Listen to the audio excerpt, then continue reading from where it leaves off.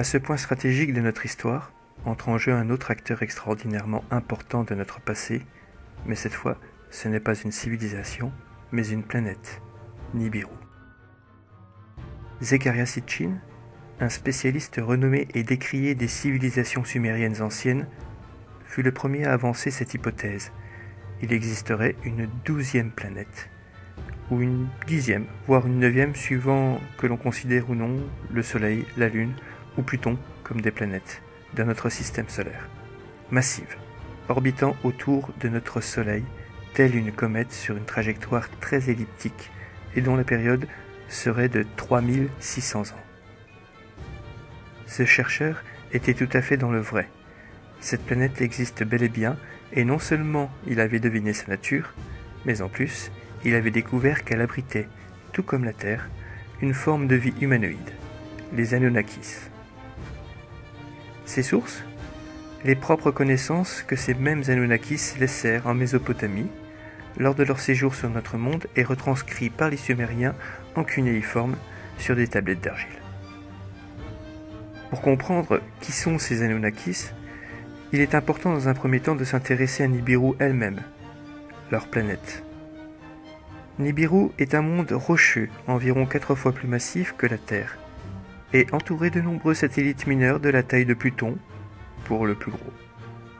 Son origine n'est pas la même que celle de notre propre planète, puisque Nibiru est en réalité un type de naine brune, une sorte de noyau solide dense qui servait auparavant de jumeau au Soleil. La plupart des étoiles sont nées en système binaire, voire triple, mais toujours asymétrique. Le couple se forme donc à l'avantage d'un des deux, dans notre cas le Soleil, et comme celui-ci est relativement de petite taille par rapport à ses congénères cosmiques, il ne pouvait pas en être autrement pour son double formant la paire stellaire.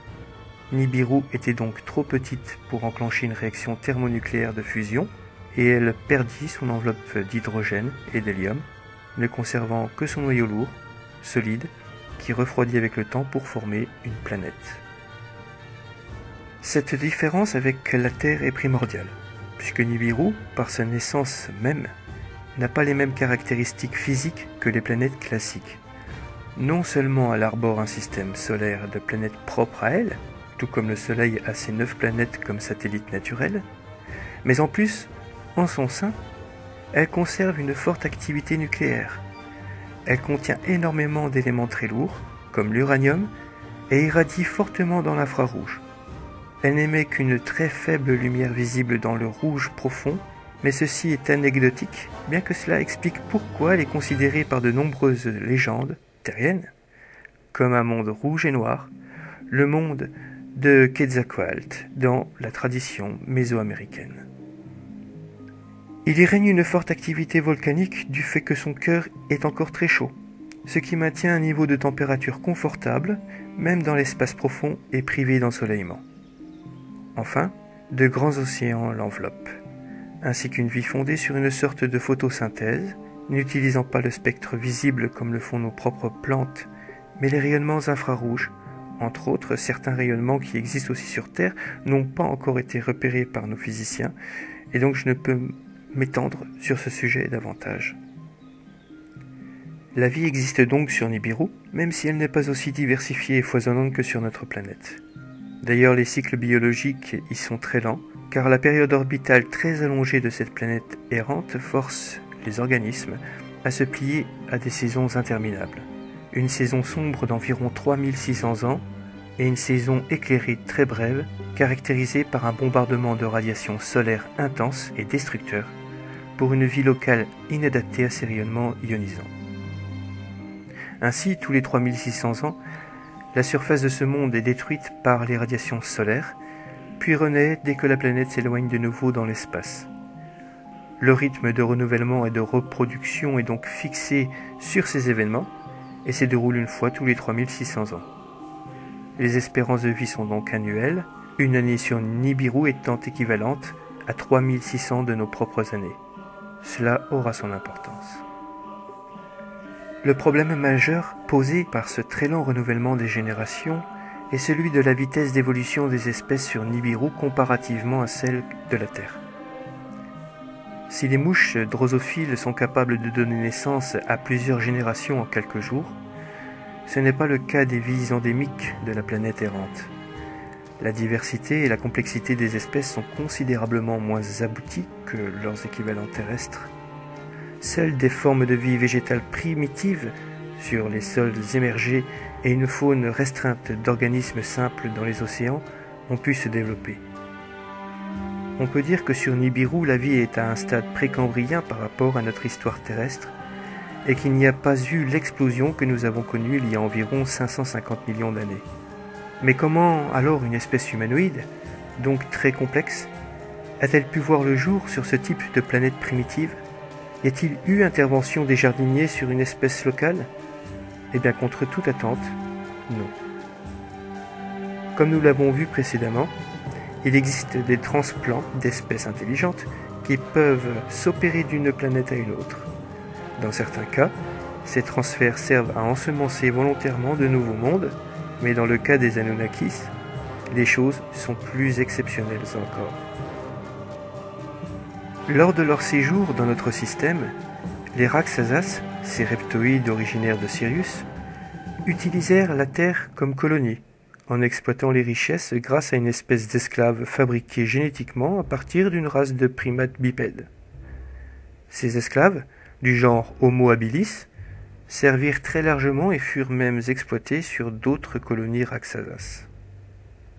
Nibiru ayant une flore pratiquant une forme de photosynthèse, elle produit également, comme sur Terre, de grandes quantités d'oxygène afin de synthétiser des matières carbonées et, ainsi, une atmosphère compatible avec les formes de vie terrestres a pu naître. Ce monde sombre put donc nourrir et abriter une colonie Rakshasas prospère.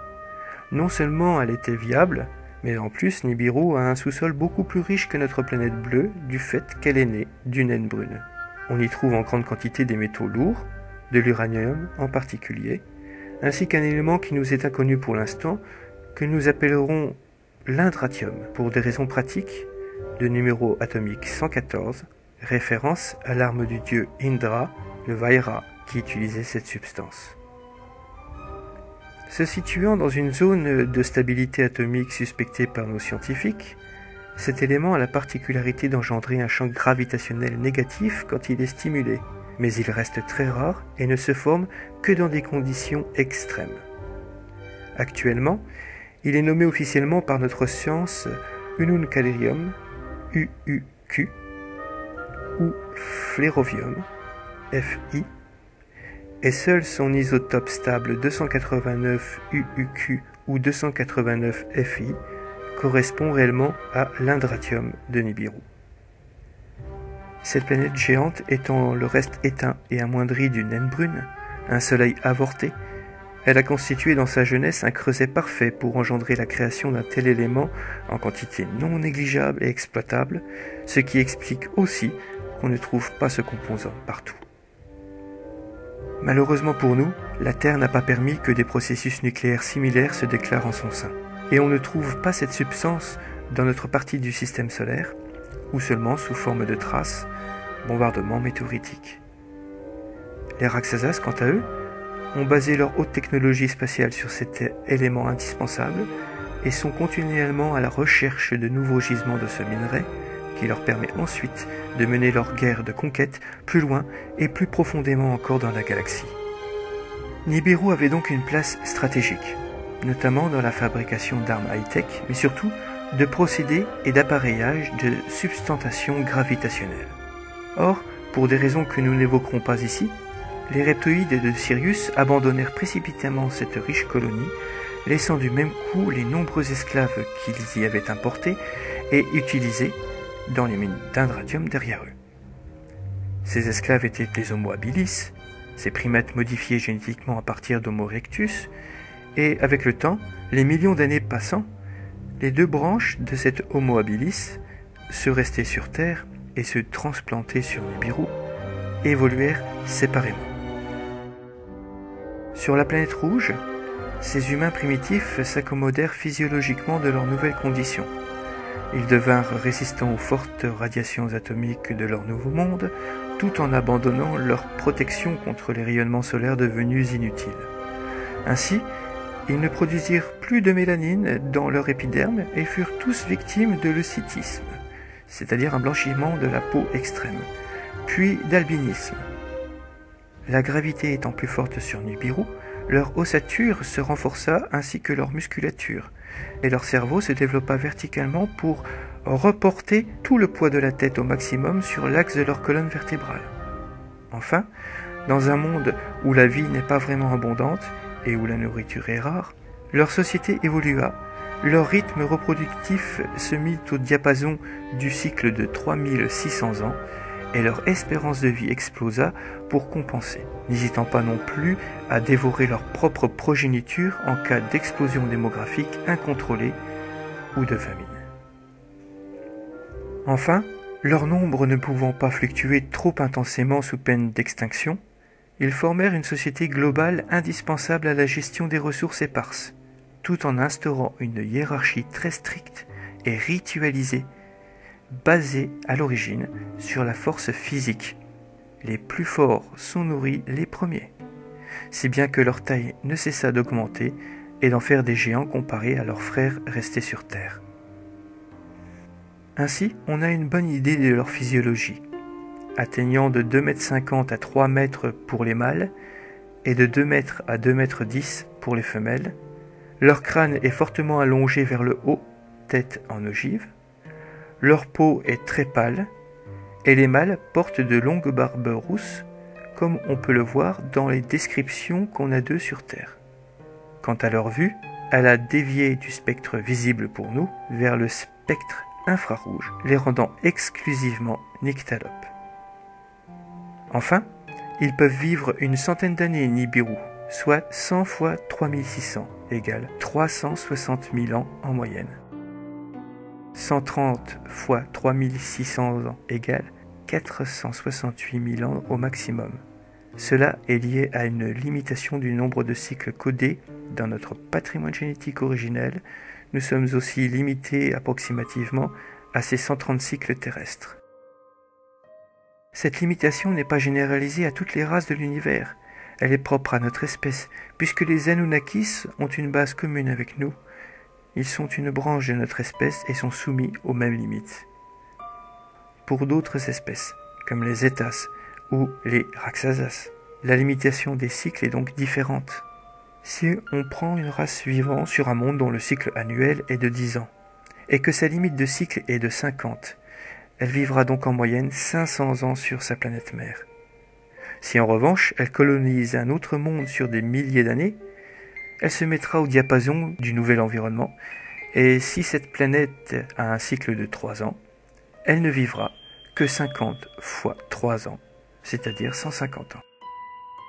Il y a donc un cycle génétiquement codé, qui est ensuite appliqué à un autre cycle lié à la planète sur laquelle vit l'entité. Bien sûr, on parle ici de durée de vie maximale, puisque la mortalité peut être due à d'autres facteurs qui raccourcissent l'espérance de vie d'autant. Nous avons une espérance de vie théorique de 130 ans environ. Ce n'est pas pour cela qu'on atteint cet âge canonique automatiquement.